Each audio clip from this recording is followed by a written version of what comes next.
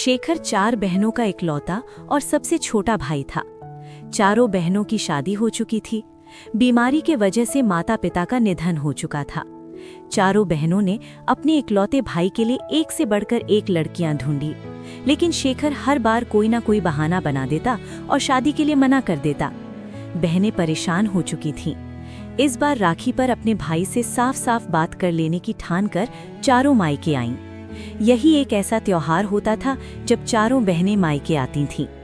राखी बांधने का काम पूरा होने के बाद चारों बहनें शेखर को घेर कर बैठ गईं और एक एक कर सवाल पर सवाल करने लगीं कि वो क्यों किसी लड़की को पसंद नहीं कर रहा। परेशान होकर शेखर ने बता ही दिया कि वो अपने ऑफिस की एक लड़की पायल से प्यार करता है और उसी से शादी करना चाहता है। पायल एक अलग जाति से थी। बहनों ने ऐतराज जताया कि उनके घर में ये सब नहीं चलता। दूसरी बहन बोली कि हम अपने ससुराल में क्या जवाब देंगे। तीसरी बोली, अगर तुमने ऐसा किया तो हम समझेंगे हमारा मायका अब नहीं रहा। उसे लगा ऐसा कहने पर शेखर शायद अपना विचार बदल ले।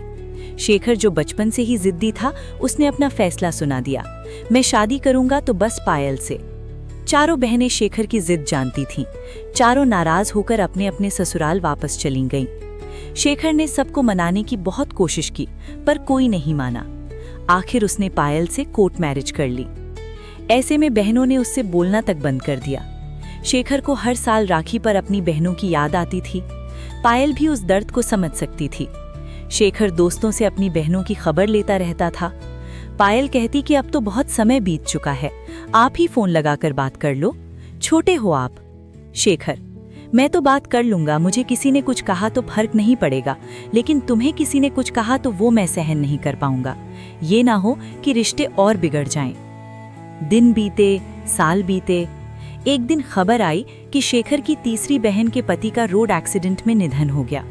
शेखर के पैरों तले जमीन खिसक गई।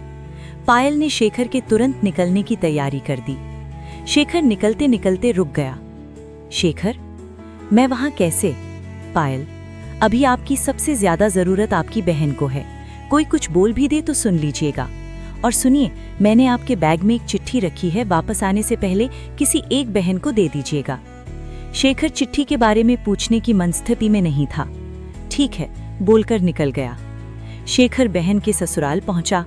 भाई को देखते ही बहन उसके गले लगकर खूब रोई। बहन का रोना भाई की आत्मा को चीर गया हो जैसे। सारी अंतिम क्रिया पूरी हो गई।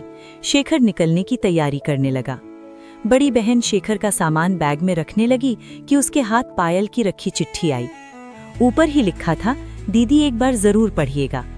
बहन ने हिचकिचाहट में चिट्ठी खोली, जिसमें लिखा था, प्रणाम, मैं आप सबसे पहले तो माफी चाहती हूँ कि इस दुख की घड़ी में मैं वहाँ आप लोगों के साथ नहीं हूँ, पर मैं और आपके भाई हमेशा आप लोगों के साथ हैं। ये आपका मायका पहले है, मेरा ससुराल बाद में। आपका पूरा हक है अपने भाई पर और आपके मायके पर। मैं आप लोगों के बीच न कभी आई थी न कभी आऊंगी। मुझसे कोई गलती हुई हो तो माफ करें, लेकिन अपने भाई को अनाथ ना करें। विनम्रता पूर्वक, पायल।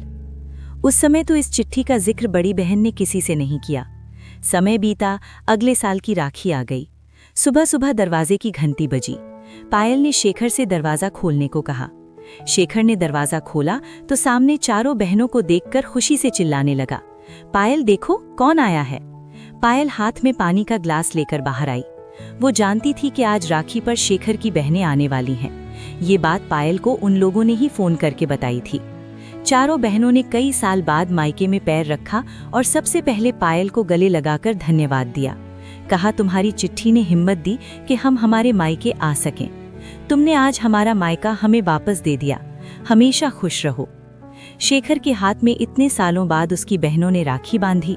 उसकी खुशी उसके आंखों में नजर आ रही थी, जिसे देखकर पायल भी खुश थी।